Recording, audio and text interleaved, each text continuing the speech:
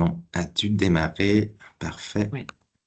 Eh bien, nous allons pouvoir commencer. Bonjour à toutes et à tous.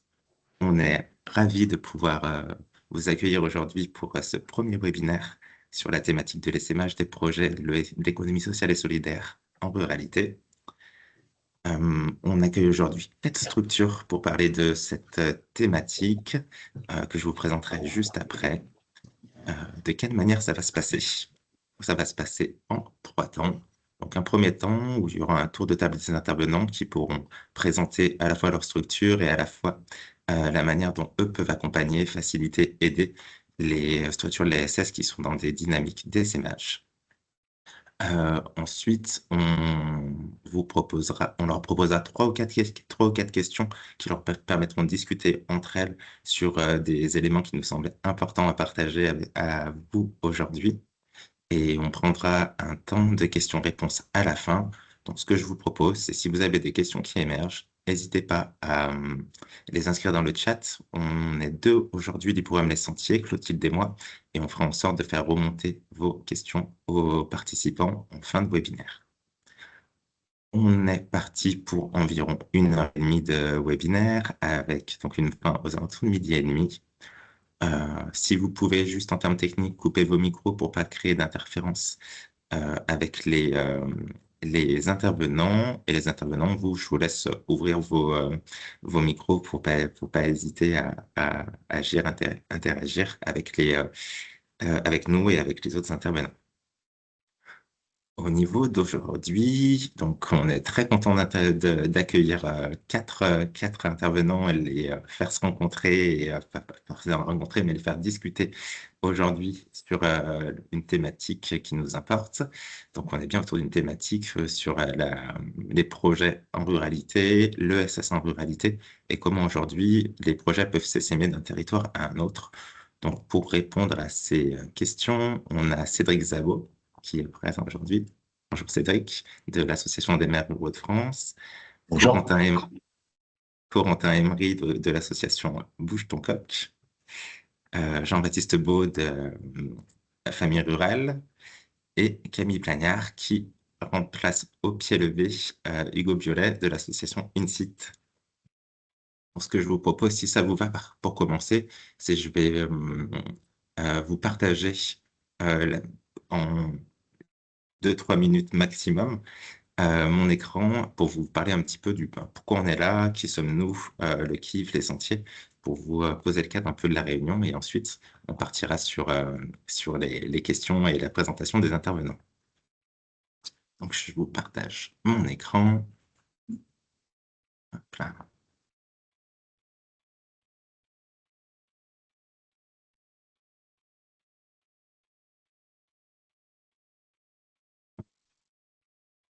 C'est bon, c'est C'est visible. bon? Ouais. Vous voyez bien? Donc les sentiers, on a un dispositif, un programme qui a été créé par une structure, une association qui s'appelle le KIF. Du coup, le KIF, qui nous sommes? Le KIF, c'est une alliance de 10 incubateurs d'économie sociale et solidaire qui sont du coup sur les territoires et dont le métier de ces incubateurs, c'est de détecter, de sélectionner et d'accompagner des entreprises sociales sur les Mika, territoires et en proximité.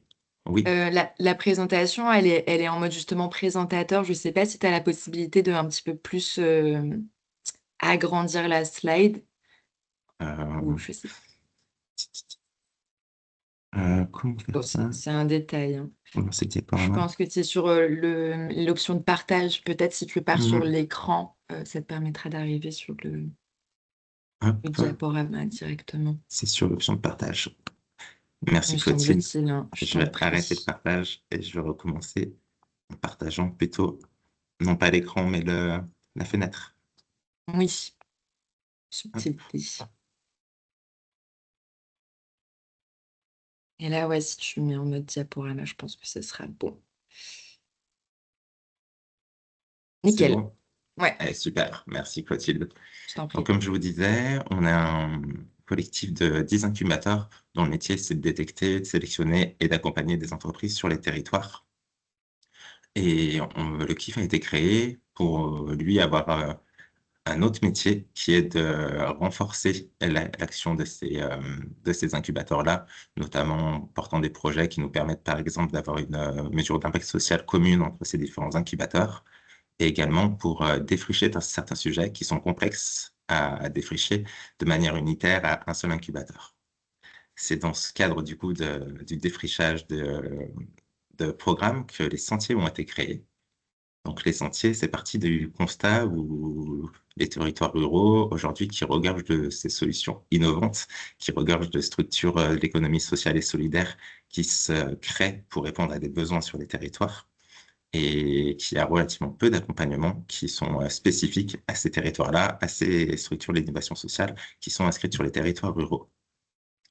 On est parti aussi du constat qu'il y a relativement peu d'accompagnements aujourd'hui qui permettent de capitaliser le savoir-faire de ces structures-là pour la déplacer sur de nouveaux territoires. Notamment, on s'aperçoit qu'il y a beaucoup de porteurs de projets qui travaillent 1 an, 2 ans à qualifier leur projet, construire leur projet, alors que d'autres innovations sociales qui ont les mêmes buts, les mêmes impacts, existent déjà et fonctionnent bien sur d'autres territoires. Donc l'idée, c'est de savoir comment on pouvait transmettre d'un territoire à un autre ces projets-là.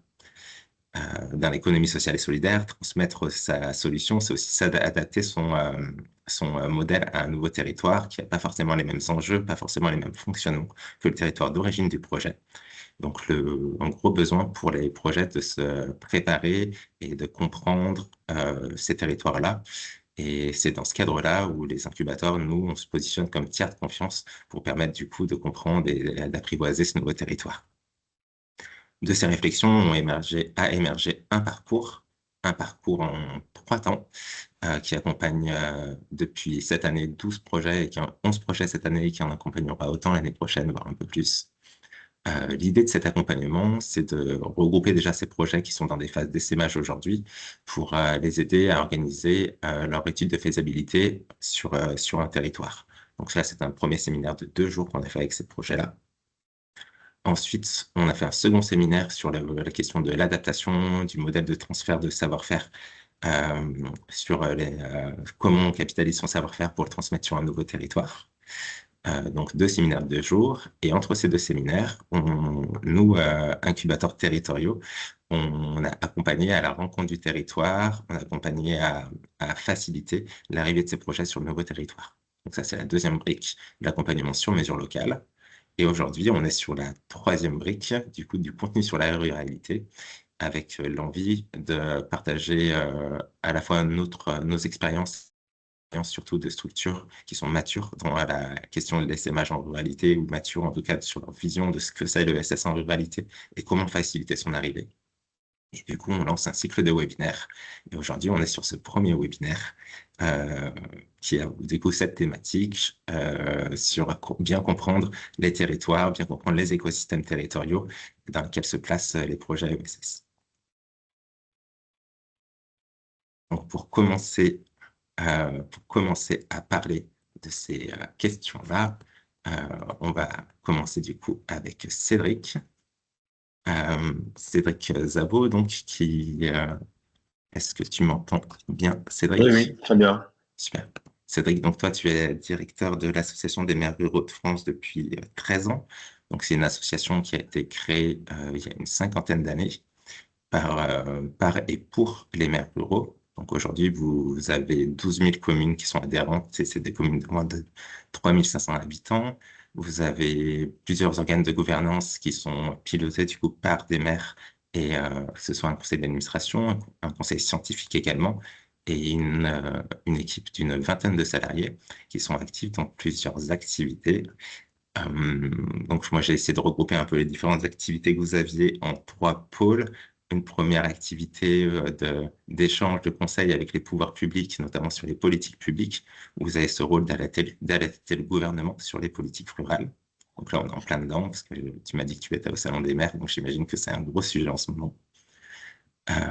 La deuxième grande activité, c'est ce que j'ai appelé un centre de ressources pour les maires ruraux, où vous portez des expérimentations, vous capitalisez dessus, vous sortez des dossiers thématiques, vous avez mis en place des commissions d'entraide pour traiter divers sujets avec les maires.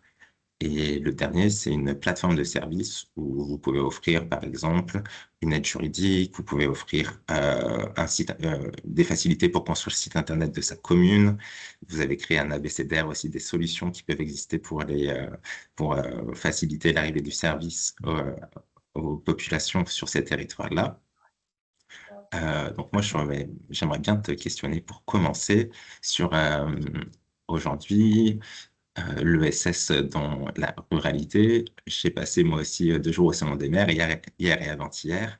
Je me suis aperçu que l'ESS avait un tout petit pôle sur ce salon-là, au milieu d'une immensité de services qui étaient proposés pour les maires ruraux. Alors que nous, acteurs de l'ESS, on a vraiment le sentiment que nos structures peuvent vraiment répondre à des besoins sur les territoires. Et je voulais te questionner sur vous, dans votre association, comment vous favorisez peut-être l'arrivée de ces structures sur les territoires et peut-être quelle est la perception aussi des élus ruraux de manière un peu, enfin plutôt pour commencer, la perception des élus ruraux sur l'économie sociale et solidaire et puis comment votre association du coup favorise l'arrivée de ces acteurs-là sur les territoires. Très bien, ben bon, bonjour à toutes et tous. Merci de cette invitation. Elle est effectivement située en plein pendant un moment assez particulier d'une convergence de la population, des élus et en particulier des élus ruraux vers cet événement qui est le salon et le congrès de nos amis de l'Association des maires de France. Donc, l'exemple que tu prends, effectivement, il est sans doute signifiant quelque part du combat historique des acteurs de l'ESS, d'être davantage visibles et davantage présents par rapport à une économie, on va dire, plus classique, plus traditionnelle. J'allais dire, je pourrais presque faire l'analogie en ce que nous, on est amené à traiter au quotidien sur la part et la portion congrue des enjeux ruraux dans un enjeu beaucoup plus large, enfin en tout cas dans une manière de présenter ou de traiter les sujets de manière souvent de manière plutôt urbano-centrée. Et donc, j'allais dire, je pourrais presque faire cette analogie-là entre l'économie classique qui phagocyte une bonne partie, voilà, même si au Salon des maires, en l'occurrence, sur la partie d'exposants, on a aussi beaucoup d'opérateurs de réseau qui, là, pour le coup, opèrent beaucoup en milieu rural. Mais c'est vrai qu'on peut avoir plutôt le sentiment de trouver beaucoup de solutions plutôt dédiées aux grandes collectivités. Mais cette parenthèse pour dire, donc, effectivement, nous, on essaye en tant que réseau national d'aider. Alors, ça a un peu augmenté depuis les derniers chiffres officiels de la police. On est à plus de 13 000 communes adhérentes. Moi, j'ai l'habitude de présenter l'association autour de trois thèmes. C'est pas forcément les mêmes, mais c'est bien, ça recoupe et ça nous fait réfléchir. Mais c'est la question de la commune et de l'élu. Et je reviendrai tout à l'heure, le lien extrêmement important entre l'acteur communal qui est le maire et l'élu au sens plus large du conseil municipal, avec les acteurs de l'ESS présents ou pas nécessairement présents dans une proximité évidente.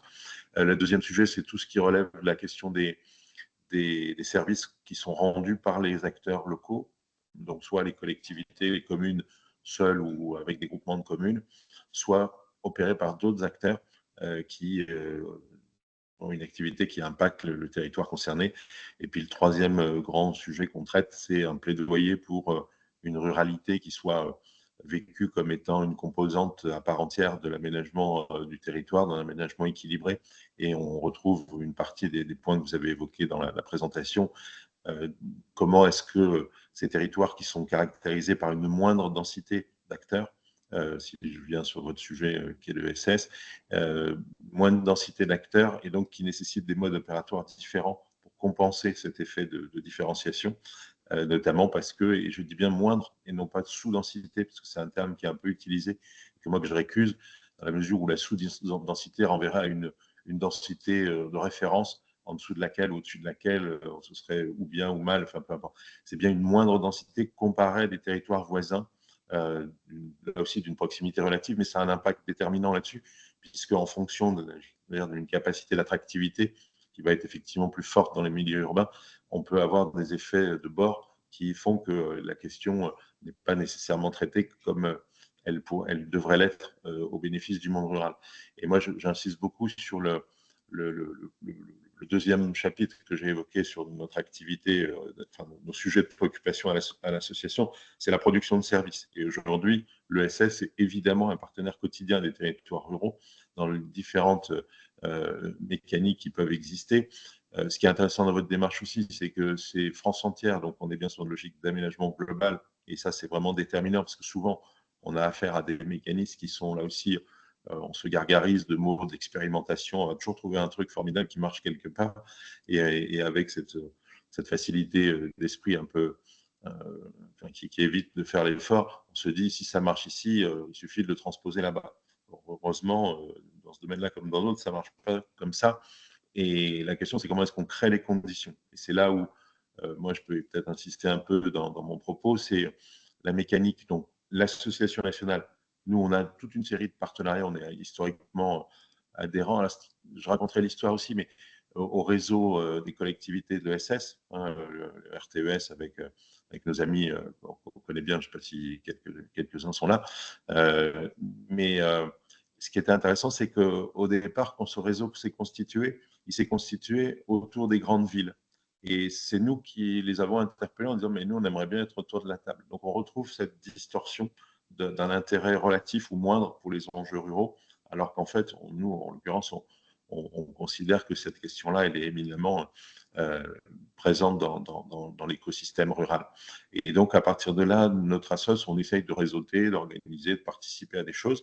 L'avantage qu'on a, c'est qu'on a des élus qui souvent, en proportion raisonnable, on va dire, sont aussi des acteurs de l'ESS eux-mêmes dans leur territoire, et qu'ils ont cette sensibilité-là. Elle n'est pas universelle, elle n'est pas homogène de partout, mais en tout cas, on peut aussi avoir des maires qui sont très fortement portés là-dessus, qui ont été à un moment donné, je ne sais pas, par exemple, responsables de chantiers d'insertion, de garage solidaire, etc., et qu'on retrouve dans des mécaniques institutionnelles locales à l'échelle des communes ou des groupements de communes pour pouvoir parler peut-être plus facilement de la question de l'économie. Donc ça, nous, c'est vraiment un axe important dans notre mode de fonctionnement, et dans les échanges qu'on a eus ces 2 derniers jours l'ont encore prouvé, cette question-là, elle est présente. Ensuite, si je viens un peu, nous, comment est-ce qu'on accompagne nos collectivités, donc les communes rurales ou leurs groupements, sur être des acteurs qui soient intéressants pour tout le monde dans la mécanique de rendre l'activité humaine communale la plus efficiente. Et là, en gros, très clairement, le sujet majeur, c'est la question de la satisfaction des besoins des populations. Ça, c'est l'entrée principale, et j'allais dire unique, mais en tout cas suffisamment prégnante pour se dire qu'est-ce qu'on doit faire.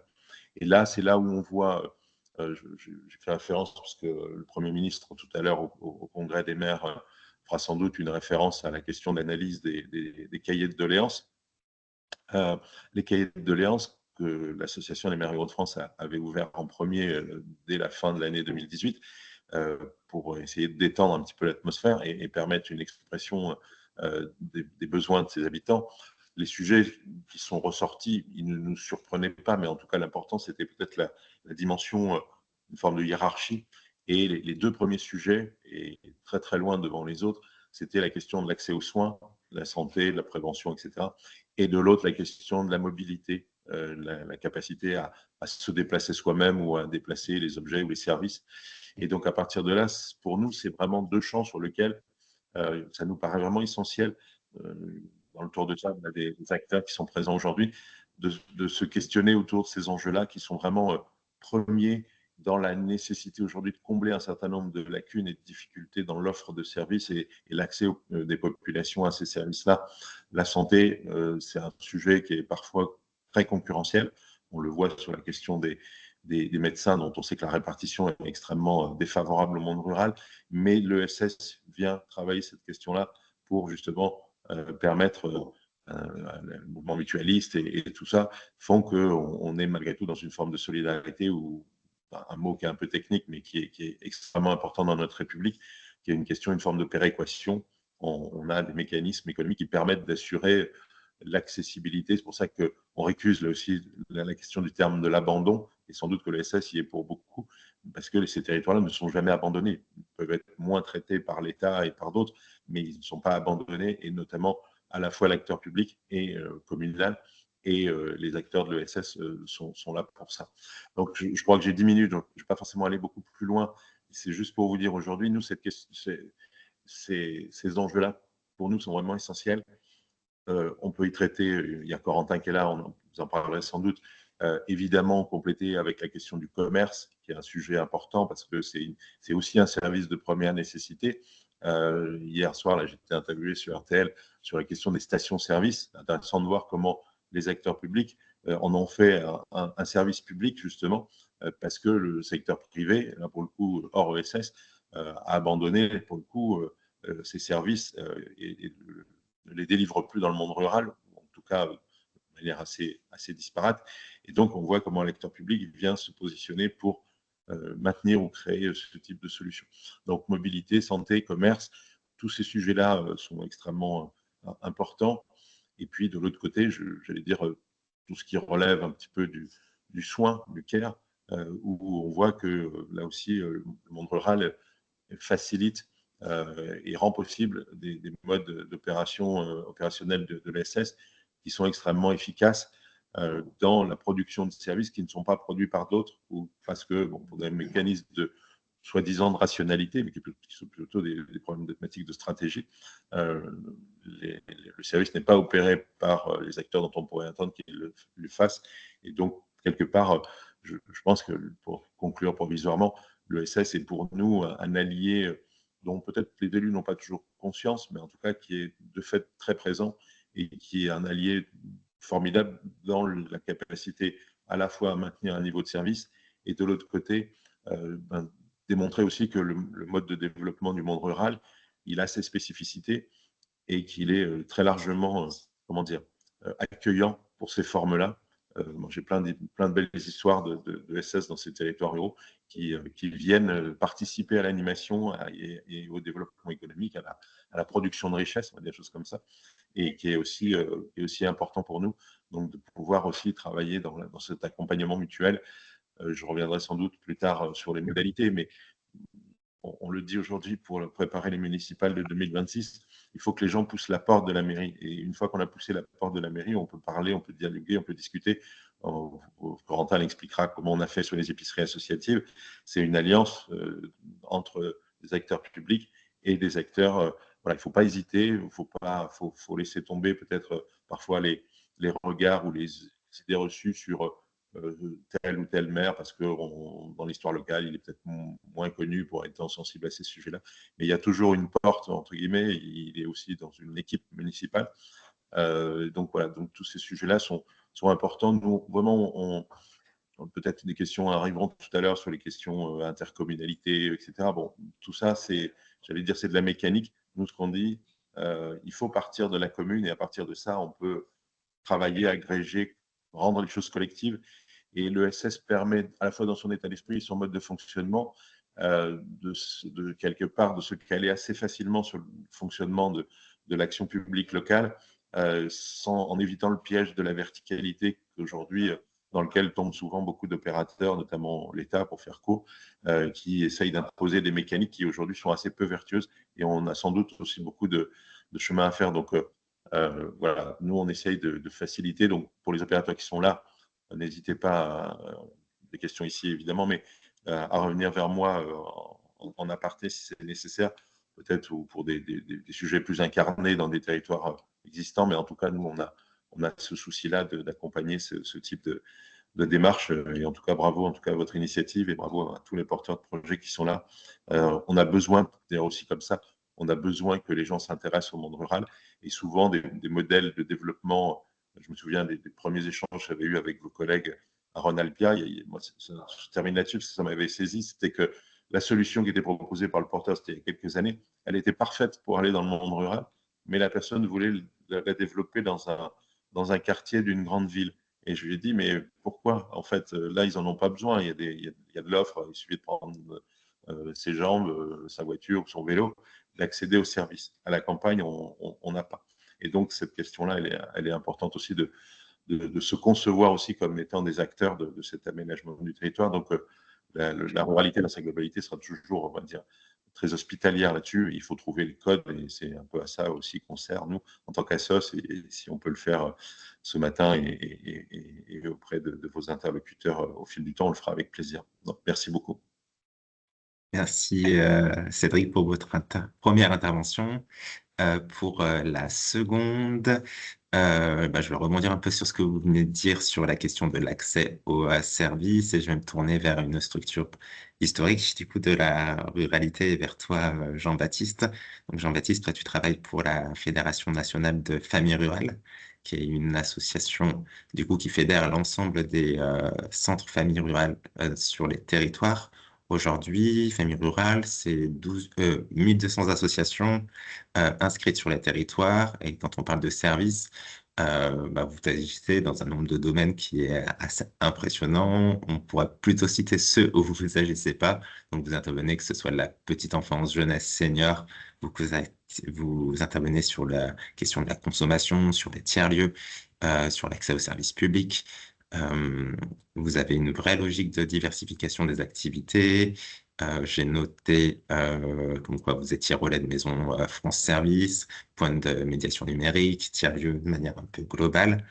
Euh, pour te présenter un petit peu plus famille rurale, moi je voulais te poser la question sur le réseau national aujourd'hui que vous incarnez en tant que fédération et la manière dont vous accompagner vos associations locales, qui sont des associations historiques, qui sont présentes depuis longtemps sur les territoires, sur la question du coup de l'innovation pour s'adapter d'autant plus aux nouveaux enjeux et aux nouveaux besoins des territoires. Est-ce que tu peux traiter cette question? Donc peut-être comment favoriser l'innovation sur vos associations locales et comment vous traitez cette question et comment vous favorisez l'essaimage des bonnes idées sur ces associations. Eh bien, merci, merci beaucoup de ton invitation. Bonjour à toutes et à tous. Donc, voilà, effectivement, tu le disais, Famille Rurale, c'est un mouvement historique hein, qui est né après-guerre où finalement les habitants s'organisaient en fait pour s'entraider dans une période qui était assez difficile.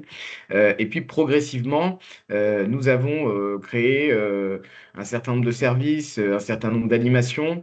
Et c'est vrai qu'à Famille Rurale, en fait, il y a une forte diversité aussi bien dans les actions que j'allais dire, dans les personnes qui composent ces associations.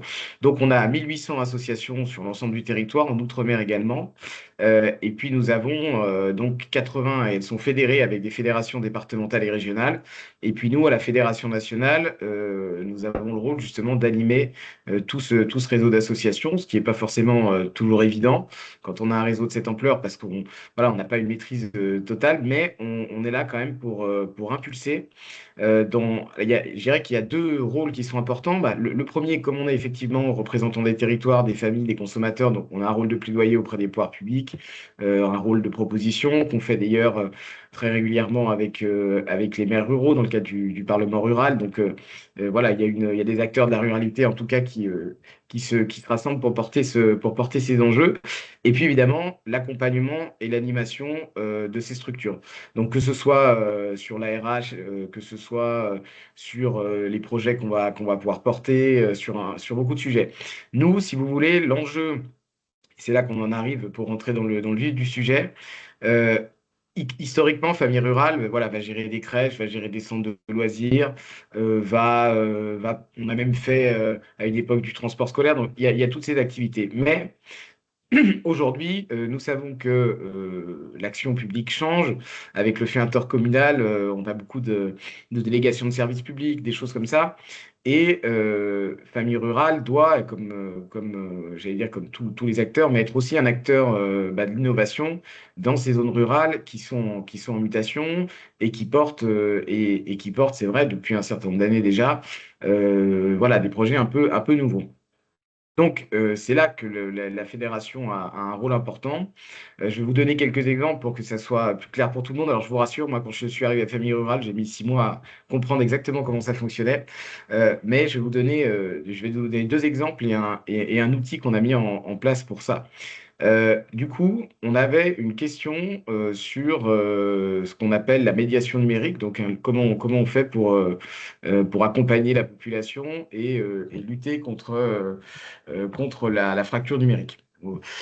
Pour nous, c'était une question assez centrale. On avait été auditionné par un préfet en charge d'une mission. Je ne sais pas si vous vous rappelez, c'était au moment où il y avait toutes les difficultés avec les cartes grises. Donc, on dématérialise des services, l'État dématérialise des services, mais on n'a pas forcément des solutions qui fonctionnent. Et surtout, on a 17 millions de personnes qui sont en difficulté avec le numérique. Donc, nous, on s'est dit, famille rurale, historiquement, qui était un écrivain public, ben, on s'est dit, voilà, comment est-ce qu'on va accompagner la population? Donc, on a monté un projet assez important pour créer des points de médiation numérique qui avaient deux rôles, à la fois d'assurer des formations tout simplement sur l'outil numérique, mais aussi accompagner les gens tout simplement pour leur démarche en ligne.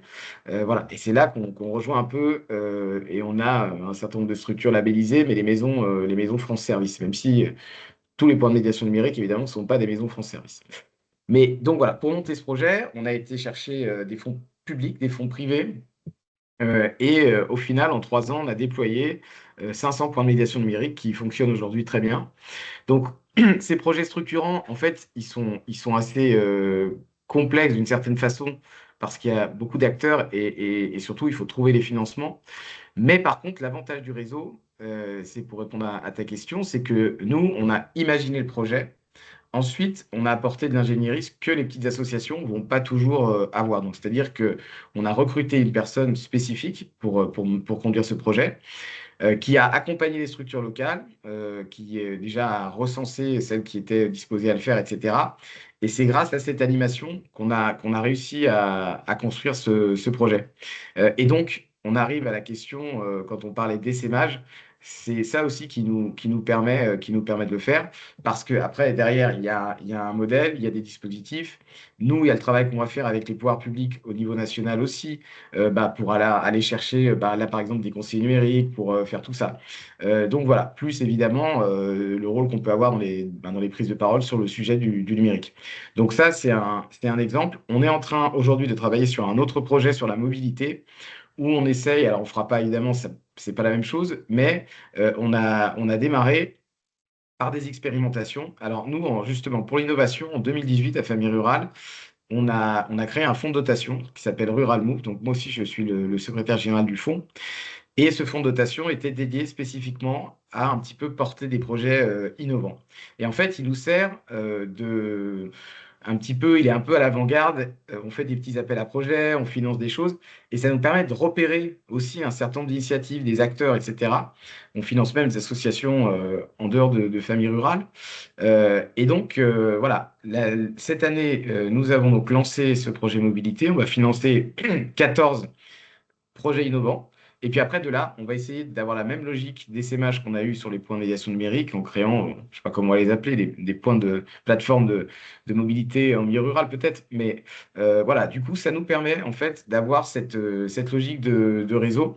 Et c'est ce qu'on essaye d'expliquer, ce qui n'est pas toujours facile aux services de l'État notamment, parce que quand on a un réseau structuré, c'est vrai qu'on a, nous, parfois, pour aller chercher des subventions, ça serait bien qu'on puisse le faire au niveau national et que nous, ensuite, on assume voilà, une forme après, de répartition, etc., pour éviter en fait une dispersion où tous les acteurs vont aller demander que au niveau local, etc. Donc souvent, on est un peu moi, je suis beaucoup dans ces discussions-là pour essayer de faire comprendre ce rôle-là. Il n'y a pas énormément d'acteurs qui ont un réseau aussi important en milieu rural, on est assez peu. Mais du coup, il y a une forme d'efficacité quand même, parce que voilà, ça permet de développer ces projets-là et surtout de faire un essaimage. Et la dernière chose, après je m'arrêterai là parce que je pense qu'on va poursuivre le débat, mais c'est surtout que nous, on le sait très bien, on a un réseau qui est basé quand même sur le bénévolat. Alors, on a 17 000 salariés parce qu'on gère des services, mais ce sont des bénévoles qui animent en fait les associations qui s'impliquent. Et en fait, souvent, on a des très petites structures et en réalité, pour faire fonctionner ces structures, il faut un accompagnement. Et c'est là que la dynamique de réseau va jouer. En fait, dans la logique, c'est pareil. Rural Move, on essaye de faire des appels à projets qui soient adaptés, c'est-à-dire qu'on ne va pas mettre un cahier des charges digne de la Commission européenne où personne ne va pouvoir répondre. Voilà, on va faire quelque chose qui est adapté à la maille territoriale et adapté à ce type de structure. Donc voilà, moi je crois, je suis assez persuadé pour avoir vu sur le terrain qu'aujourd'hui, nous avons, mais comme beaucoup d'acteurs en milieu rural, c'est vrai que sans l'ESS et sans les acteurs comme nous, on aurait beaucoup moins d'animation, beaucoup moins de services. Donc c'est voilà, c'est en tout cas dans la réflexion qu'on peut avoir. C'est quelque chose qu'on doit avoir à l'esprit, sachant que l'avenir se situe aussi pour moi dans la mutualisation. On a développé aussi un projet tiers-lieu un peu dans le même esprit où on a accompagné SME. Et donc, dans un tiers-lieu, on peut avoir une épicerie solidaire, on peut avoir du numérique, on peut avoir du coworking. Demain, on aura peut-être des voitures partagées. Voilà. Donc, c'est un peu dans cet esprit que nous, on essaye de travailler sur ce volet innovation et SMH. Merci beaucoup, Jean-Baptiste, pour ta première intervention. Pour l'intervention suivante, je vais me tourner vers toi, Camille. Camille, du coup, toi, tu es créatrice d'engagement pour l'association InSit. Donc là, on change d'échelle aussi. On est sur une association plus jeune. Euh, donc une association qui aujourd'hui est présente quand même aux quatre coins de la France, qui a décliné un modèle d'essaimage qui peut justement aller s'adapter aux besoins vraiment des territoires. Aujourd'hui, vous êtes la première association sur le volontariat rural, en tout cas en termes de taille. Donc, vous créez des missions de volontariat en service civique inscrits sur les territoires ruraux et notamment en lien avec les mairies sur les territoires. Tu m'arrêtes après si je me trompe. Et toi, ton travail, c'est du coup d'aller détecter de nouveaux territoires, d'aller gérer déjà le pôle de projet que vous avez en place, mais aussi d'aller trouver de nouveaux territoires, monter de nouvelles missions, du coup, qui, j'imagine, sont adaptées aux besoins territoriaux et les inscrire dans le long terme. Euh, je voudrais te lancer sur la présentation peut-être d'Insight et de ton métier. C'est comment vous, chez Insight, du coup, vous faites ce travail de détecter les besoins ou les territoires sur lesquels potentiellement il y a des opportunités pour lancer vos missions et comment après, toi, tu travailles la relation long terme avec ces acteurs-là pour que la mission s'inscrive dans le long terme. Merci. En tout cas, c'était une présentation très fidèle de notre structure.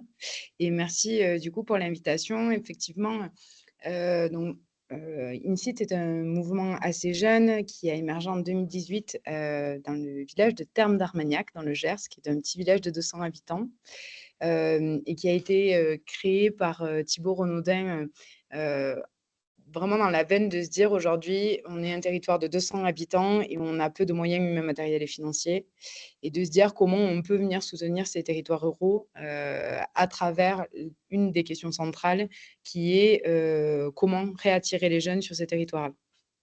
Et du coup, en faisant matcher un peu ces deux constats, il s'est rendu compte que les jeunes avaient envie de revenir sur ces territoires ruraux. Et du coup, dans la construction du projet et de la réflexion, c'était de se dire, c'est génial, mais pour qu'un jeune puisse s'impliquer et s'intégrer en milieu rural, chose qui n'est pas forcément facile, la porte d'entrée projet est assez intéressante. Et qui vient du coup soutenir le manque de moyens humains dans les projets et qui est un axe assez intéressant. Donc, on a effectivement développé le volontariat rural, alors plus sur 2019, parce qu'il a fallu quand même un petit temps de réflexion un peu plus approfondie sur qu'est-ce qu'on voulait à travers ce dispositif et quelle ampleur ça pouvait prendre aussi, parce qu'on s'est vite rendu compte que ça pouvait partir. Du coup, en 2019, il y a eu une expérimentation à l'échelle du Gers et de la Haute-Garonne.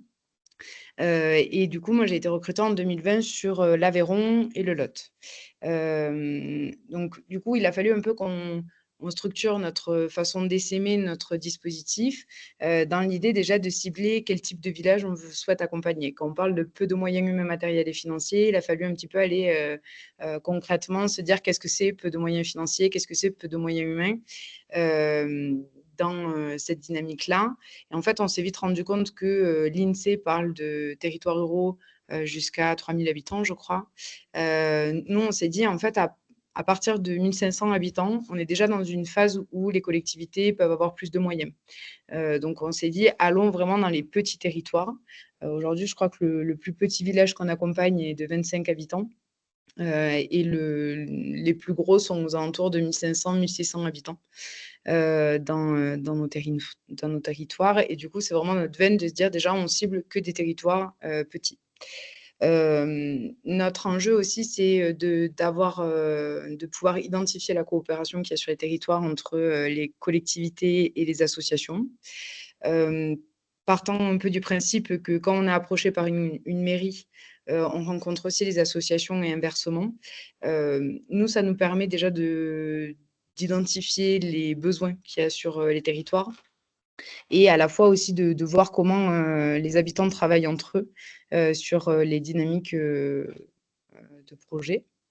Et c'est aussi un point d'attention qu'on a en se disant s'il y a une bonne coopération sur le territoire, ça sera plus facile pour des jeunes de s'intégrer dans le village que si à l'inverse, il y a une très mauvaise coopération, que tout le monde se tire dans les pattes. Le projet sur lequel sera investi le jeune aura plus de difficultés à mettre en place ses missions. Donc, on a vraiment cette dynamique un peu de phase de diagnostic qui est très importante pour nous et qui va prendre plus ou moins de temps parce qu'on s'est quand même rendu compte que dans les zones rurales, il y avait quand même l'idée que investir en tous les cas financièrement, humainement sur un projet, ça a quand même un impact à l'échelle de la commune et du coup, les projets prennent plus de temps à se mettre en place. Ce qui nous va aussi, parce que ça nous permet de bien connaître chaque village avec qui on travaille. Mais en moyenne, on a, dès qu'on a une approche avec une commune, on va mettre en place concrètement et accueillir des volontaires quasiment 1 an après. Donc, on s'inscrit vraiment dans ce temps très long. Voilà. Je suis en train de m'écarter, mais à la fois pas tant. Parce que l'idée aussi d'avoir un diagnostic long, c'est de pouvoir aller mettre en lien d'autres acteurs qui pourraient servir le village. Alors, on a un deuxième programme qui s'appelle Artisans d'idées, où à l'intérieur, nous, l'objectif, c'est d'avoir des partenaires opérationnels auxquels on pourrait, en tous les cas, orienter la commune. Ça nous arrive, en tous les cas, avec Corentin, côté Bouche-ton-Coq. Avec Famille Rurale, on travaille très bien ensemble aussi sur mon territoire, à l'idée de se dire que on a des expertises chacun sur nos structures et que du coup, ce n'est pas forcément à la structure de tout développer, mais qu'il y a déjà des partenaires qui le font très bien. On a l'idée de pouvoir aussi travailler avec nos partenaires financiers qui, eux aussi, ont la vision de ce qui se passe sur les territoires et qui peuvent nous apporter des villages.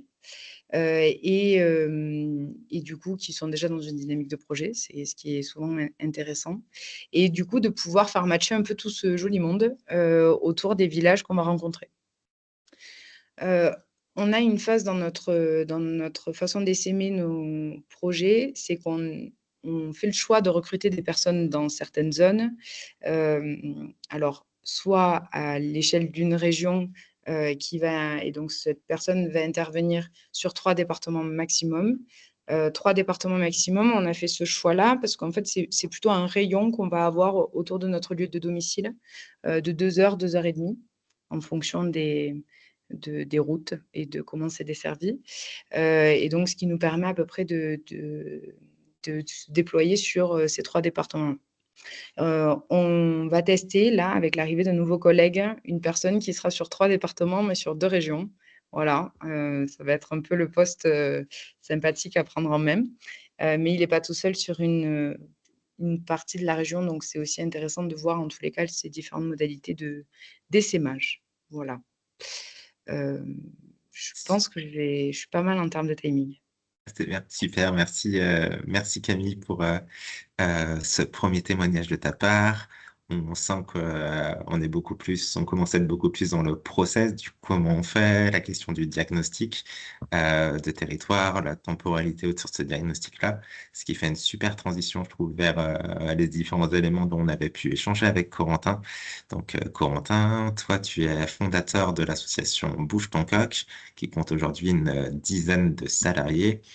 L'association, elle se donne pour mission, du coup, d'accompagner des projets qui amènent des services essentiels aux populations, justement à l'essaimage sur les territoires.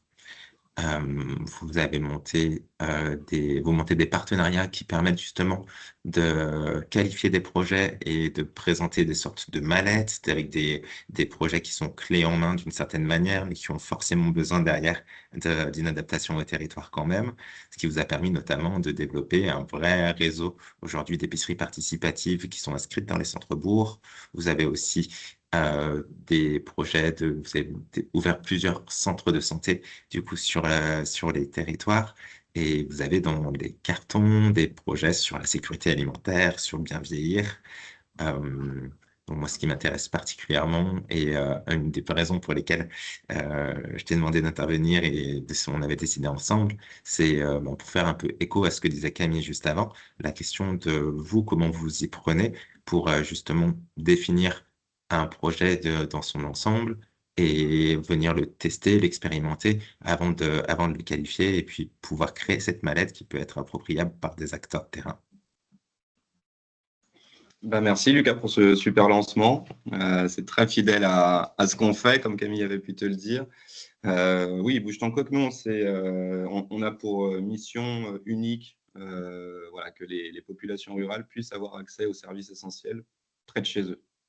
Donc, qu'est-ce qui constitue en fait la vie quotidienne? C'est pouvoir se déplacer, se former, avoir accès à la culture, à la santé, enfin voilà, tout ça. Et donc, on essaye progressivement de pouvoir mailler en fait tous les segments de la vie quotidienne des ruraux et puis aussi tous les territoires ruraux à travers la France. Petite remarque quand même, je trouve que sur le programme voilà, des sentiers, les lauréats ont beaucoup de chance parce que je trouve que l'essaimage est la clé pour pouvoir réussir un projet en territoire rural. Qu'il a des vraies spécificités par rapport à d'autres territoires. Tous les intervenants, que ce soit Cédric, Jean-Baptiste ou Camille, l'ont cité avant. Le mot-clé, c'est la coopération entre différents acteurs. Parce que tout le monde a un bout d'une solution, mais personne n'a une solution sur toute la chaîne.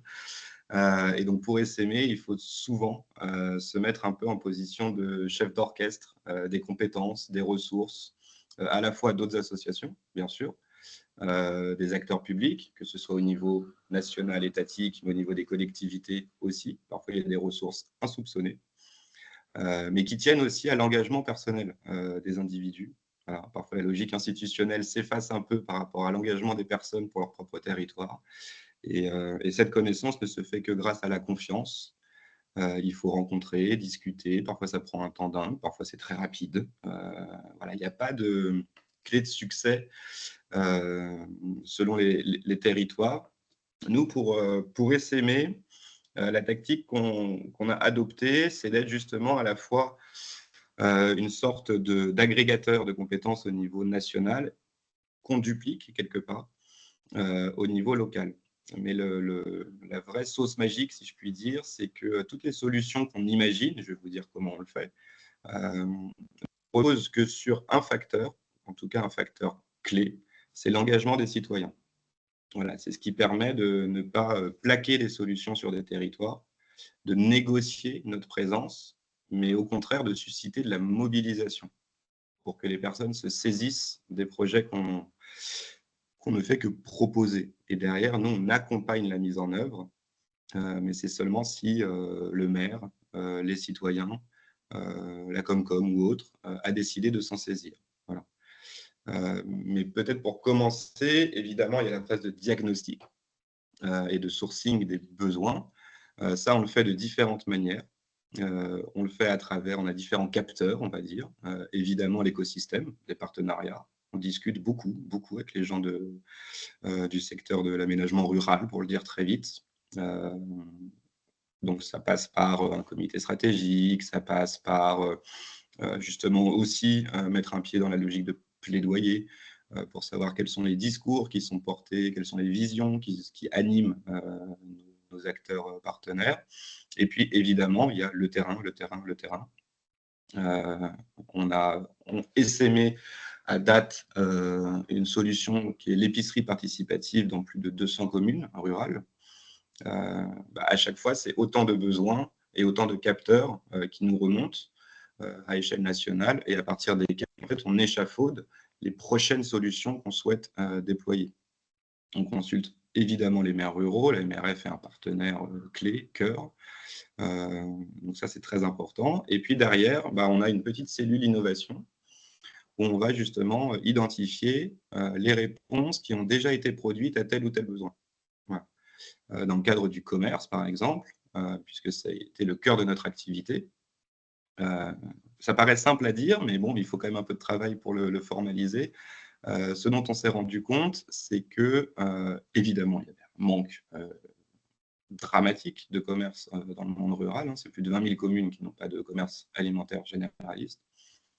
Et la raison tient au fait que l'habitat est diffus en zone rurale et qu'il y a un maillage qui est fait par la grande distribution qui ne permet pas en fait de maintenir des commerces à but lucratif dans les bourgs. Donc on s'est dit, on va faire un petit pas de côté, on va identifier une solution qui n'a pas pour objectif de faire de l'argent en réalité. Voilà. Et c'est là où on a trouvé la solution de l'épicerie participative. Donc à partir de là, on a mis en place un dispositif d'accompagnement, puisque c'est toujours des citoyens qui se saisissent de la solution, et nous, on est en tiers de confiance pour les aider en fait à passer de l'idée à l'action. Donc accompagnement technique, on va dire, accompagnement sur la manière dont dans leur propre village, ils peuvent par eux-mêmes, je parle des habitants, sourcer les besoins de leurs voisins. Donc, c'est une petite enquête publique. On se rend dans la commune pour les épauler au cours d'une réunion publique où on explique le concept à toute la commune et on donne un petit peu l'état d'avancée du projet pour mobiliser et trouver des adhérents. Et puis après, aussi un petit accompagnement financier avec une subvention qui permet justement de donner un coup de pouce et d'accélérer le processus. Ça, c'est ce qu'on a fait sur le commerce. Et on intègre tout le déploiement de l'opération. Sur un autre secteur de la vie de tous les jours, l'accès aux soins, à la santé, on a procédé d'une manière un peu différente. C'est-à-dire qu'on a fait notre mapping de solutions qui existent et on trouvait que rien ne répondait à la question pourquoi les médecins ne s'installent pas durablement à la campagne. Donc à partir de là, on a contacté un médecin généraliste qui lui-même avait envie de se rendre utile parce que c'est un fils de médecin de campagne. Et là, on a inventé quelque chose qui s'appelle le temps médical partagé. Voilà, encore une fois, un petit pas de côté. Si les médecins ne s'installent pas pour 30 ans, il y a bien des raisons. Est-ce qu'on ne peut pas leur proposer autre chose? Et donc, en fait, on leur propose de venir exercer à la campagne, oui, mais seulement une semaine dans l'année. Et ça, tout le monde en est capable. Voilà. Et tous les villages sont capables de l'accueillir. Et pour le coup, afin d'essaimer la solution, là, on a décidé de créer une association qui est dédiée à ce sujet-là, qui s'appelle Médecins Solidaires, et donc qui opère des centres de santé dans les ruralités. Aujourd'hui, il y en a 6 qui tournent. Le plan, c'est d'en faire une vingtaine dans les 3 ans.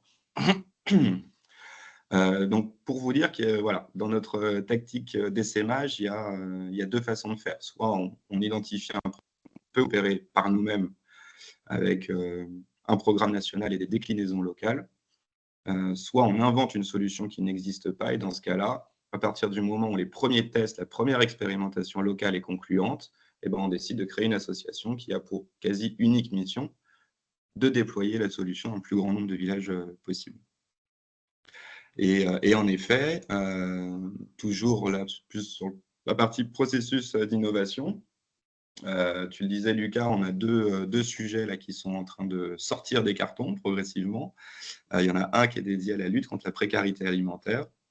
Ça, de manière très simple, en fait, c'est des remontées terrain depuis les porteurs de projets d'épicerie qui nous disent, nous, dans notre commune, il y a des gens qui ne mangent pas 3 plats chauds par jour.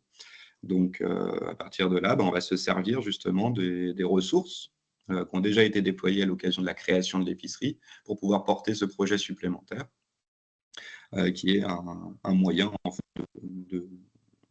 de créer une aide alimentaire qui est dédiée aux territoires ruraux, voilà, qui est vraiment du sur-mesure, inspiré par la sécurité sociale. J'y reviendrai une fois que ce sera vraiment sorti. Et puis un autre sujet aussi, et là c'est vraiment au croisement des remontées à la fois des patients des centres de santé et des adhérents des épiceries, c'est évidemment la problématique du bien vieillir dans nos campagnes et la mobilité très, très restreinte pour nos seniors dans les territoires ruraux. Encore une fois, on n'invente pas l'eau chaude, mais on part sur des besoins qualifiés au plus près des habitants. Et donc là, c'est une solution de mobilité dédiée aux seniors dans les territoires ruraux. Donc voilà, c'est pour vous donner un aperçu de la manière dont on procède, à la fois avec des grands partenariats et des grandes alliances au niveau national, et des mobilisations qui passent par la mise en musique, en fait, de tout ce qui permet à un projet de prendre vie au cœur d'un village. Très rapidement. Merci Corentin pour cette belle présentation de Bouche ton coq. On sent dans vos discours qu'on parle beaucoup du coup de cette coopération que tu as mentionné, Corentin, pour terminer. On sent que les acteurs de l'ESS aujourd'hui, lorsqu'ils arrivent sur un nouveau territoire, ils ont besoin de se créer du coup une équipe de structures, de personnes qui viennent favoriser l'arrivée de ce projet sur le territoire. Et Cédric, tout à l'heure, vous disiez que une des premières étapes, c'est de pousser la porte de la mairie. Moi, j'aimerais bien vous demander, quand on est porteur de projet, parce qu'ici, on a quand même un bon nombre de porteurs de projet, est-ce qu'il y a des postures, des pratiques à avoir justement pour pousser la porte de la mairie et embarquer une équipe municipale, un maire autour d'un projet pour permettre son atterrissage en bonne et due forme sur un territoire? Vous m'entendez là ou pas? Oui. Oui. Bon, pardon, ça risque d'être un peu inconfortable, mais je vais essayer de répondre en synthèse pour pouvoir prendre des questions plus tard. Je pense que c'est une posture d'humilité et de co-construction. C'est l'humilité parce que il y a parfois le sentiment d'avoir un diagnostic un peu définitif sur une situation qui, si elle est interrogée par un opérateur extérieur, va forcément à un moment donné se confronter au fait qu'elle a déjà été questionnée par les acteurs locaux et que si elle n'a pas été traitée, c'est qu'il y a un certain nombre de raisons objectives insuffisance de protagonistes, difficulté à obtenir les financements, d'organiser les choses. Donc c'est une mécanique assez classique et de co-construction avec l'idée assez simple que voilà, chacun va apporter sa pierre à l'édifice. La commune, elle a un facteur démultiplicateur. C'est une fois qu'elle est investie là-dessus, elle permet aussi d'aller trouver des interlocuteurs institutionnels avec une forme de légitimité. On a employé tout à l'heure le terme de faire confiance, il est éminemment précieux dans ce domaine-là. C'est-à-dire que voilà, c'est gagnant-gagnant entre l'opérateur qui va proposer une solution avec, ça a été dit, des savoir-faire, des compétences, des personnes qui ne sont pas nécessairement là mais qui peuvent être mobilisées. Et puis de l'autre côté, un territoire que le maire ou l'équipe municipale connaît dans cette diversité, dans cette complexité, dans l'histoire récente et contemporaine, et qui permet de mieux configurer l'offre de service, si je peux le dire comme ça.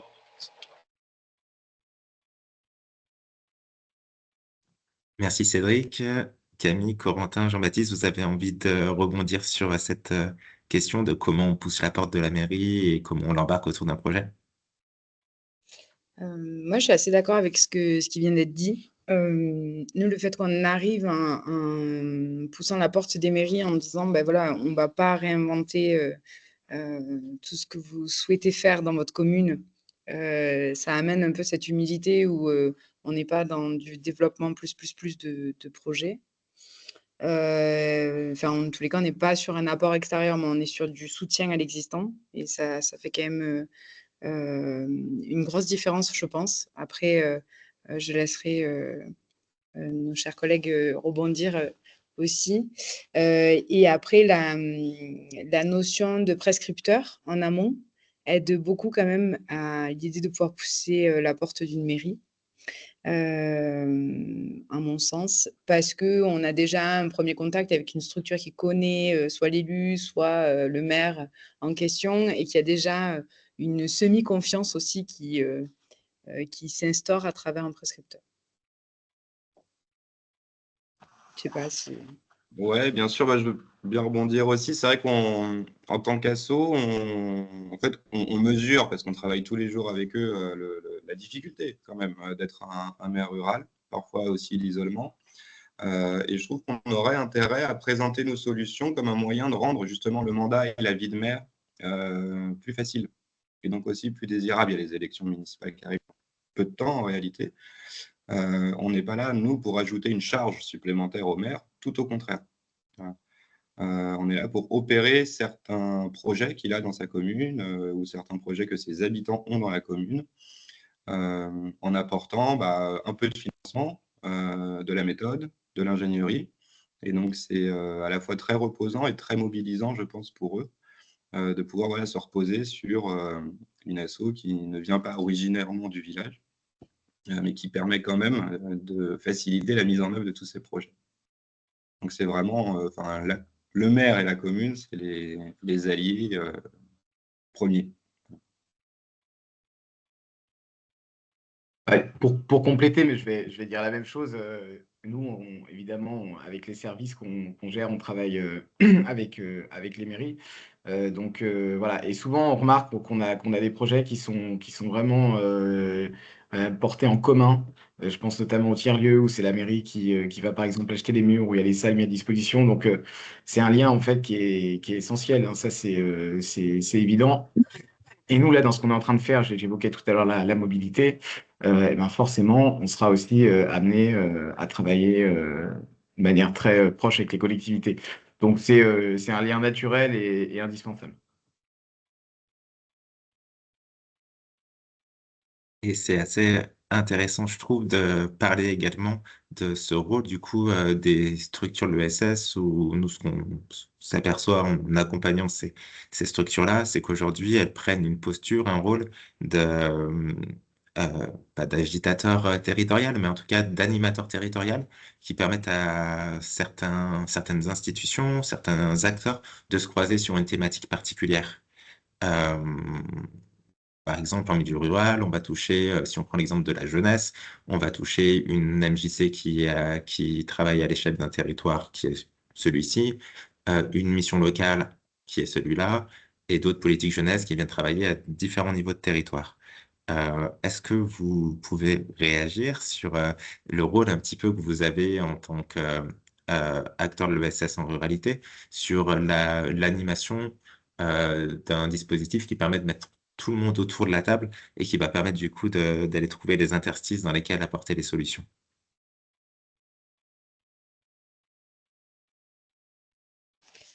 C'est une Euh, grande question, hein. C'est une grande question. Peut-être, en fait, nous, en tout cas, la manière dont on procède, je ne sais pas si c'est un modèle ou pas, mais on fixe un objectif commun à toutes les personnes qui peuvent avoir un élément de réponse. Et ça, très facilement. Et surtout, on est en approche solution. On ne réunit pas nécessairement les gens pour avoir des idées sur un projet à mener ensemble. C'est-à-dire qu'on a préidentifié une solution et les personnes qui estiment quelle est la solution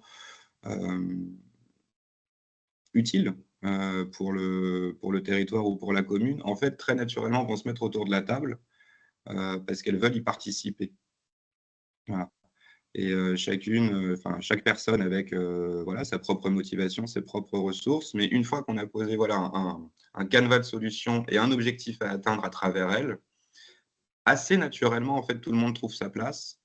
Et ensuite, en effet, nous, c'est un rôle évidemment d'animation, parce qu'il faut que tout le monde se retrouve au bon moment, au bon endroit, et puis aussi de metteur en œuvre. Voilà, on est un peu maîtrise d'ouvrage aussi.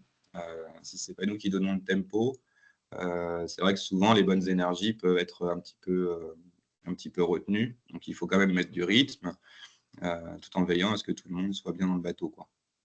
Voilà. Mais en tout cas, c'est ça. Pré-solution et objectif, je dirais ça. Et peut-être comment on valorise cette activité ou auprès de ces acteurs-là. Ou Camille, tu allais répondre, n'hésite pas à prendre la suite sur. Ouais, mais du coup, ça m'a amené une autre chose dans ma tête. Sur l'aspect, effectivement, de comment on crée une dynamique sur le territoire. Nous, on fait en sorte de partir du projet et des besoins qui peuvent être identifiés autour de la mission, autour des bénévoles, des élus, mais aussi autour des jeunes qui ne sont pas forcément les mêmes problématiques. Souvent, on a des jeunes qui vont plus se poser des questions autour de leur projet d'avenir, des questions de santé physique, mentale, et qui, du coup, voilà, il y en a d'autres qui se posent d'ailleurs pas tant de questions, mais qui vont se poser des questions sur les dynamiques locales, comment sortir du village aussi dans leur quotidien pour s'animer. Donc, l'idée, c'est aussi d'arriver à se dire comment on met toutes ces personnes autour de la table. Alors, nous, ça va dans toute notre phase de diagnostic où on s'inscrit vraiment dans ce temps long et qui nous permet de construire des journées locales où on va répondre et mettre toutes ces personnes autour de la table pour répondre à des enjeux communs. Là, typiquement, j'ai un projet sur 6 communes dans le Nord Aveyron autour de sentiers, sentiers de l'imaginaire. Donc, il y a vraiment une vocation à ce que les habitants puissent devenir des habitants créateurs, enfin, qu'ils le sont déjà d'ailleurs, mais il y a une mobilisation de bénévoles, etc. Je ne vais pas vous faire tout le topo, mais qui ont envie, en tous les cas, de travailler ces questions autour de l'imaginaire. Et en Lozère, à 2 heures de chez eux, il y a un super parc qui s'appelle le Vallon du Villaret, qui a justement créé pas mal de choses autour de l'imaginaire. Et du coup, l'idée, c'est de pouvoir amener mes Nord-Aveyronnais en Lozère en leur disant, ben voilà, il y a ce modèle associatif qui existe, il s'est passé ça. Et du coup, de pouvoir avoir un échange association, qu'est-ce qui se passe en termes de coopération avec la mairie, comment ça s'imbrique le travail qu'ils peuvent mener ensemble à travers le parc, etc., etc. Donc, l'idée, c'est vraiment de pouvoir animer ces journées-là. Alors, on réunit partenaires, mais dans nos partenaires, donc là, c'est le Vallon du Villaret, on va avoir le parc, on va avoir la fédé de randonnée, les jeunes en mission, les élus qui soutiennent les projets. Et du coup, on aura une deuxième journée à Coller-à-Saint-Lard où on va plus prendre le temps de travailler avec les jeunes, ce qu'ils ont pu ressentir à travers cette journée, qu'est-ce que ça leur a apporté dans leur mission et qu'est-ce qu'ils vont en ressortir aussi pour leur futur professionnel et pouvoir travailler ces dynamiques-là. Au passage, on fait une petite soirée, ça leur permet d'avoir un sentiment d'appartenance aussi entre eux. Et ce qui est assez important, la convivialité dans tout ça aussi, et qu'on peut avoir tendance à vite oublier. Moi, j'en fais mon cheval de bataille de la convivialité. Voilà, je pense que c'est primordial pour apprendre à connaître les gens et à travailler avec eux. Voilà. Je ne sais pas si Jean-Baptiste ou Cédric, vous voulez compléter. Non, pas spécialement, je pense qu'on sera, on sera quand même assez d'accord sur le constat. Après, la question de la valorisation, c'est un petit peu ce que j'expliquais tout à l'heure dans mon intro, où c'est vrai que parfois, alors je parle au niveau national, hein, mais quand on essaye voilà, de travailler en partant du national, souvent on se rend compte que quand ça redescend sur les territoires, parfois ça redescend pas forcément correctement. Donc voilà, il faut malgré les conventions et tout ce qu'on peut avoir, si les assos locales sont plus ou moins bien implantées chez elles, voilà, ça va parfois être une façon différente de faire pour les dossiers. Donc nous, c'est pour ça que on essaye aussi d'avoir ce portage national pour qu'on ait une retombée après sur le terrain en travaillant avec les structures comme la MRF, etc.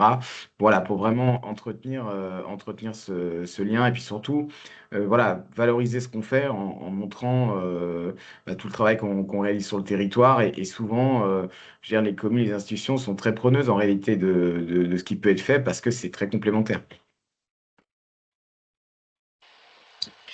Je veux bien. Ah, pardon.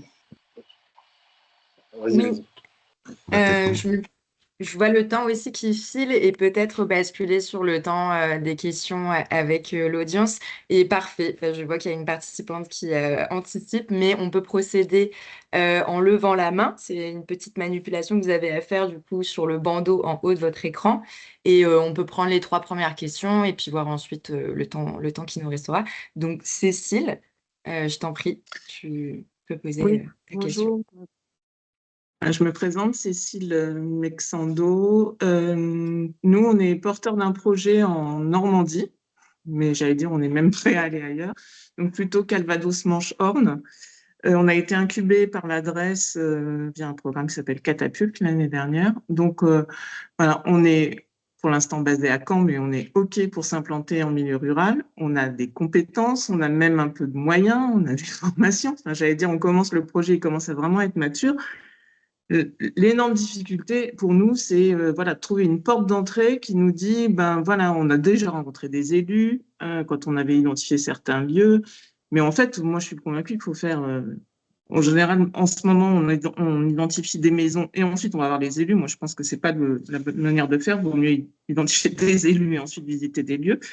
Donc, nous, on cherche à s'implanter, voilà. Et la difficulté, vraiment, quand on est porteur de projet, pour moi, c'est est-ce qu'il faut que j'écrive à Cédric pour qu'il m'indique quels maires ruraux dans le Calvados, Manche-Horn seraient susceptibles d'accueillir un projet. Alors, c'est autour de l'alimentation, de la cuisine, de la restauration, de la transformation. Il y a une dimension inclusive aussi, puisqu'on veut accueillir aussi des personnes avec autisme. Donc, il y a une dimension aussi sociale et il y a des demandes qui sont énormes dans ce secteur parce qu'il n'existe rien pour ces personnes. Et voilà, la difficulté, c'est qu'on n'a pas de porte d'entrée, j'allais dire, un peu générale. C'est-à-dire, si je dois commencer à aller voir les 500, plus de 500 maires du Calvados, plus ceux de l'Orne, plus ceux de la Manche, on s'en sort pas, en fait, quoi. Et nous, on a vraiment besoin de trouver des portes d'entrée qui puissent nous aider à identifier des territoires d'implantation pour notre projet. Ça fait 1 an qu'on cherche et voilà, on est même prêt à aller en Haute-Savoie. Je dis ça pour Jean-Baptiste. Donc, on est prêt à aller un peu partout, mais voilà, on ne peut pas passer notre temps à écrire aux 500 élus du Calvados. Donc, voilà, comment est-ce qu'on peut trouver des endroits un peu porte d'entrée pour, voilà, sachant qu'on a vraiment envie de faire des choses, quoi. On est mûr. Merci.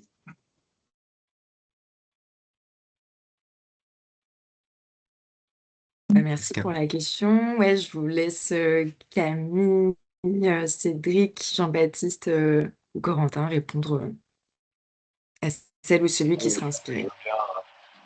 Je veux bien apporter un bout de réponse au cas particulier. Nous, ça a été suggéré. Oui, on peut aider très concrètement à entrer en contact avec la fédération départementale qui elle-même ensuite a un effet de tiers de confiance et de prescripteur pour pouvoir sensibiliser les élus à ce type d'initiative. Hein. Donc, si ça vaut pour le Calvados, ça vaut pour ailleurs. Donc, n'hésitez pas, je vous ai mis mon mail là dans le chat. Mais ça, on fait ça tous les jours. Donc, on peut le faire a fortiori, parce que c'était un peu l'élément que j'évoquais tout à l'heure dans mon propos introductif. Après, ça renvoie aussi à des sujets qui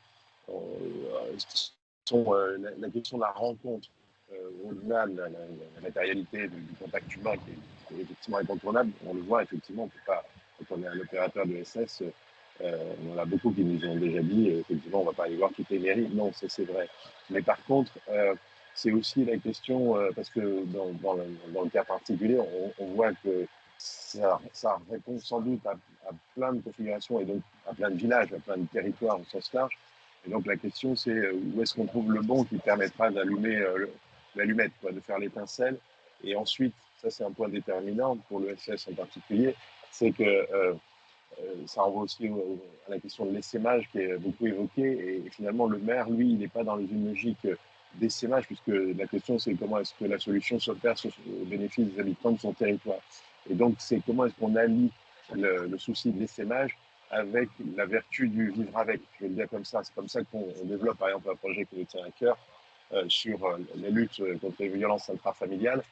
Il y a beaucoup d'associations qui aimeraient aider les victimes de ce type de violence et qui ne savent pas se rendre accessibles et visibles. Et c'est là où on dit la mairie, elle est ce tiers qui permet d'être connu localement comme étant un tiers de confiance, un passeur par rapport à des situations dramatiques, vers des opérateurs qui ne seront jamais là en permanence. Ça renvoie aussi à la question du modèle. Nous, évidemment, on est attaché à ce que ça s'opère sur la commune, mais on sait très bien qu'un modèle économique dans l'ESS, il ne va pas vivre sur une seule commune. Et donc, à partir de là, c'est comment est-ce qu'on coalise. Il y a des outils intercommunaux, on en parle souvent, mais il n'y a pas que ça. Et il y a d'autres. Enfin, en gros, là-dessus, je pense qu'il faut aussi aller dans une logique de souplesse et d'agilité, et qui renvoie à la question de la bonne rencontre entre une énergie positive d'un opérateur qui a envie de partager sa conviction et sa passion, avec de l'autre côté d'autres passionnés que sont les élus, et trouver la porte d'entrée. Et effectivement, après, la matérialité, on la connaît, c'est le local, c'est de l'organisation de rencontres, de rendez-vous, de sensibilisation, de porter à connaissance, qui vont faire qu'après, voilà, la mayonnaise prend, etc.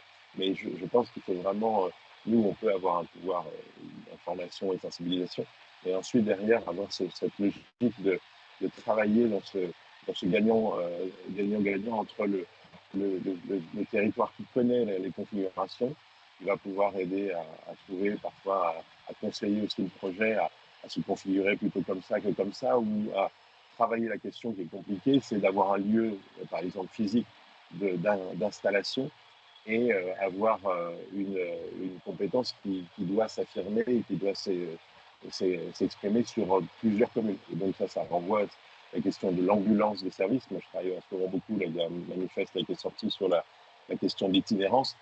Pour moi, je pense que ESS et itinérance, c'est un sujet aussi qu'il faut vous questionner, parce que je pense que ça fait partie aussi de la palette de solutions.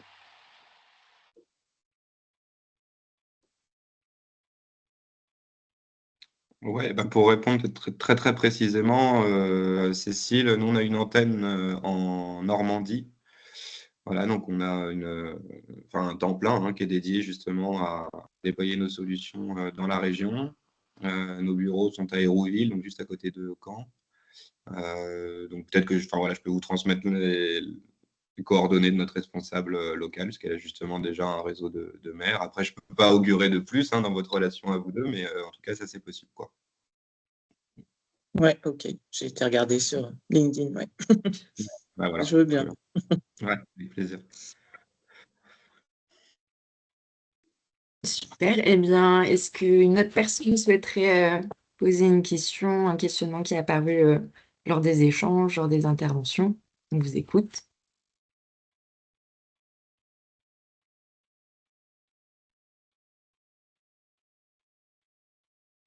Oui, j'ai une Mathilde. question de Mathilde.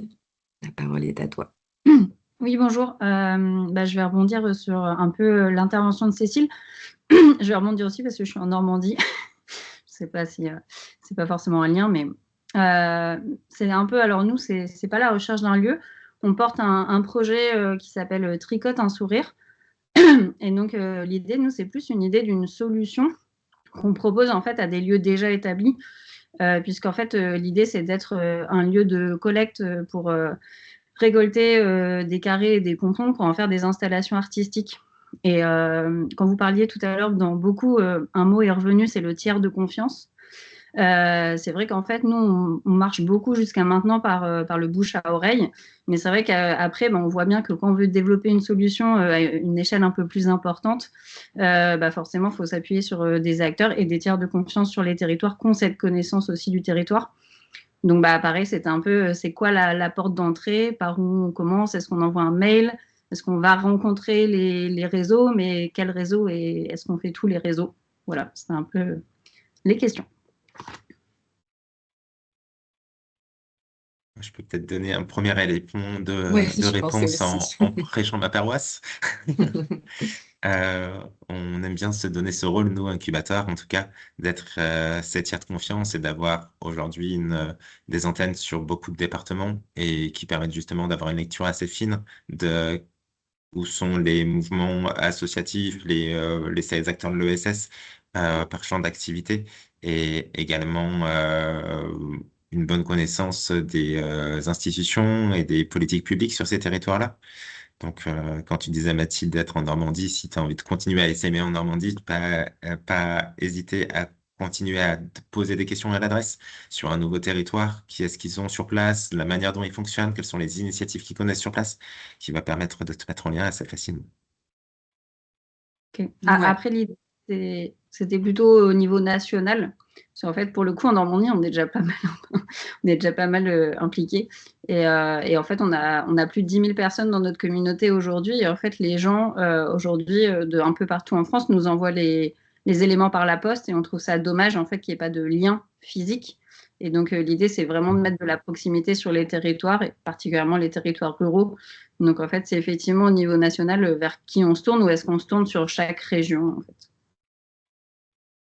Alors, on est un incubateur par région comme Monde du Kiff. Et ce que je vous propose aussi, c'est peut-être à partir de 12h30, on va libérer les intervenants et moi, je pourrais rester un petit peu pour répondre à ces peut-être questions de très pratico-pratiques de c'est quoi les sentiers, comment on s'inscrit ici pour l'année prochaine, qu'est-ce que vous pouvez faire pour mon projet si vous voulez. Ok. Et on va peut-être prendre la question de Camille Pessard. Oui, bonjour, merci beaucoup. Merci pour tous ces échanges. J'avais une question, moi, plutôt sur l'approfondissement des liens, justement, en ruralité. Je m'explique. L'association pour laquelle je travaille, Parle le Monde, nous, on travaille avec des écoles primaires, une centaine de classes en France, donc 44% en zone rurale qu'on recrute de Paris chaque année avec une campagne de recrutement. Et l'idée pour nous, c'est de pouvoir approfondir ces liens justement en n'étant pas uniquement sur une recherche qui partent de Paris, mais plus en pouvant créer des liens entre les écoles et les maires, donc, et pouvoir approfondir un peu plus notre projet sur les territoires. Donc, je voulais connaître votre sentiment là-dessus. Est-ce qu'il faut passer par un incubateur sur un territoire donné ou alors est-ce qu'il faut mieux juste passer par des tiers de confiance sur certains territoires? Voilà. Comment faire circuler l'information? Nous, on a eu la double casquette d'avoir un déploiement sur plusieurs régions, mais du coup, pas avec forcément les mêmes problématiques sur toutes les régions. Parce que sur certains endroits, il n'y avait pas de financeurs, alors qu'on avait une masse de villages. Sur d'autres, on avait plein de financeurs, mais pas tant de villages. Donc, du coup, on s'est dit à un moment donné comment on peut investir aussi des incubateurs sur certains départements. Rhône-Alpia a accompagné ma collègue en Auvergne-Rhône-Alpes. Moi, dans le Lot, j'avais pu bénéficier d'une structure qui s'appelle Fijactor. Ouais, du coup, ça permet en tous les cas de pouvoir avancer quand on bloque sur certains territoires. Et c'est bien de le voir au cas par cas, pour moi.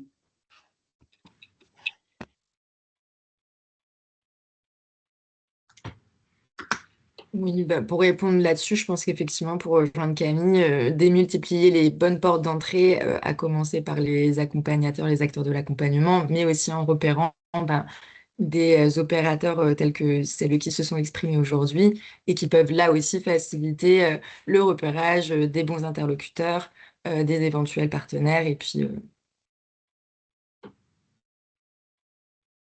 On a une question dans le chat d'Anna Bissardon qui est en lien avec les solutions qui sont de l'ESS qui sont itinérantes. Est-ce que vous voyez ça comme une solution miracle pour les territoires ruraux?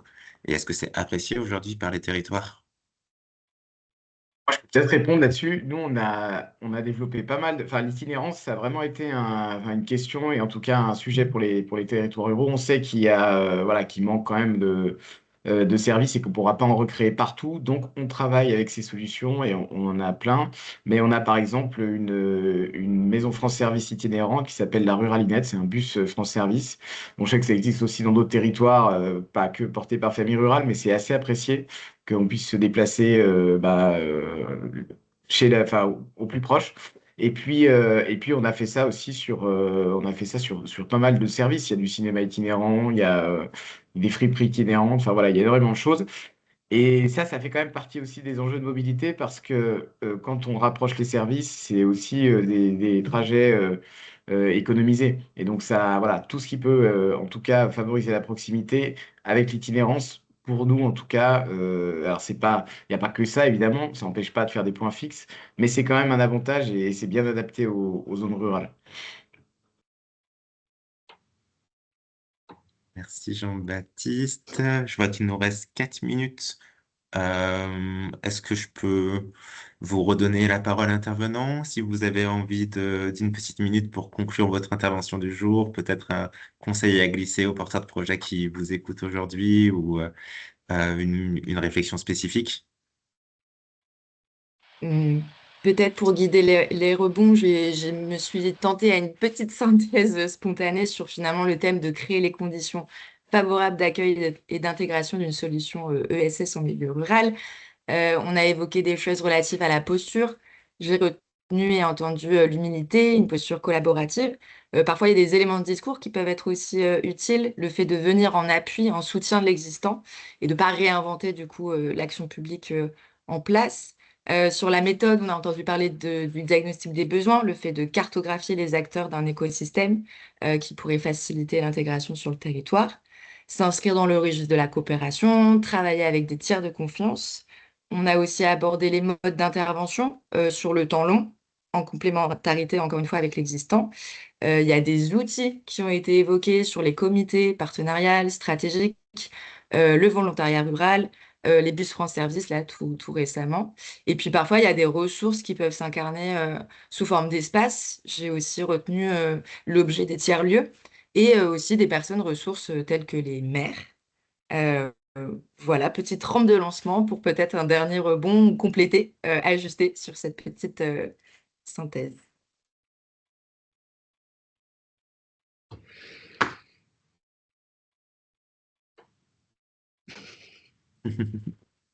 Bah, c'est super Lucas complet. peut conclure Bah voilà, immédiatement. on peut pas dire mieux.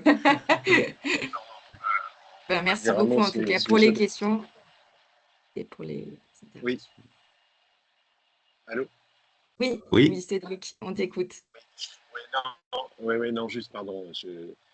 Moi, je rajoute quelque chose qui n'a peut-être pas forcément été évoqué, mais je pense que c'est quelque chose qui est essentiel, c'est la question de l'état d'esprit.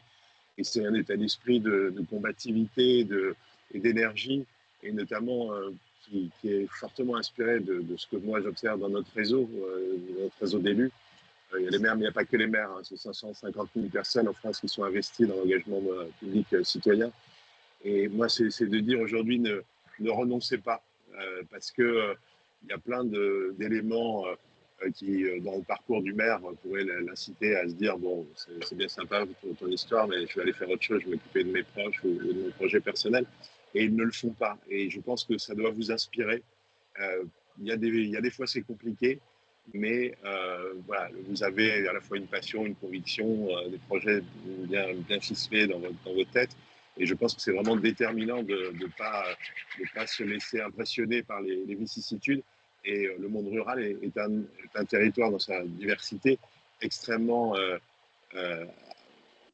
attentif et réceptacle de cet état d'esprit voilà, du rebond, de la logique, de l'opiniâtreté, de la persévérance. Et je sais que voilà, chacune d'entre vous, vous savez que ce sont des ressources qui sont parfois difficiles à mobiliser, mais c'est vraiment déterminant. Et inspirez-vous modestement des élus. Ils font ça tous les jours et c'est assez admirable à observer en qualité de directeur. Voilà, merci et bonne continuation à tous. Merci beaucoup, Cédric. Un mot de la fin pour vous?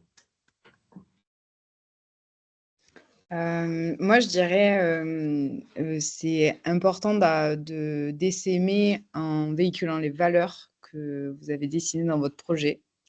Et du coup, j'appelle ça souvent de la prostitution. Mais c'est important, en tous les cas, de ne pas rentrer dans cette forme de prostitution, de dériver ses actions pour permettre de faire du chiffre et d'avoir de la quantité de projets. En tous les cas, voilà, ce serait mon mot de la fin. Et Cédric a très bien conclu, donc je n'irai pas au-delà. Voilà. Ouais, Cédric a tout dit et surtout, bah, bien sûr, il y a de la place. Il y a de la place pour tout le monde et surtout, il y a des besoins urgents. Et plus on sera nombreux et mieux on sera coordonnés, mieux on répondra à tous ces besoins. Donc allons-y, quoi. Et ben du coup, moi, j'ai quasiment rien à ajouter, à part le fait de dire que effectivement, on est dans un écosystème et que plus on travaille ensemble, bah, mieux ce sera. Et c'est un petit peu le sens de ce qu'on fait là, de ce qu'on fait dans le Parlement rural, par exemple, de ce qu'on fait avec Bouge ton coq aussi, etc. Donc, c'est vraiment ces écosystèmes qu'il faut qu'on arrive à développer et surtout à se faire rencontrer sur les territoires. Voilà, nous, avec Rural Move, du coup, on finance des projets externes, mais sous couvert d'un parrainage, et ça permet aux assos de se rencontrer, etc. Et ça favorise tout ça. Eh bien, merci beaucoup à vous 4 intervenants. Merci à tout le monde d'avoir participé à ce webinaire. On va le clôturer ici pour ce premier webinaire. J'en profite pour vous informer qu'il y en a un second qui est sur la thématique des financements des projets ESS en ruralité, qui aura lieu le 12 décembre. Donc, vous trouverez sur le site du KIF les sentiers, le lien d'inscription si jamais ça vous intéresse de participer. Ce seront nos collègues qui l'animeront. Merci Clotilde pour le coup de main et pour le soutien. Et merci de vous être rendu disponible pendant cette période où vous êtes bien occupé par le forum des maires. Je reste disponible quelques minutes si jamais certains d'entre vous ont envie d'échanger sur les sentiers. Et sinon, je vous dis au revoir à tous et je vous enverrai dès qu'il sera réalisé le lien de ce webinaire. Enfin, le lien visio, pour reprendre. Merci beaucoup. Au revoir. Merci beaucoup. Merci à toutes et tous. Bonne Au revoir. journée. Au revoir. Merci.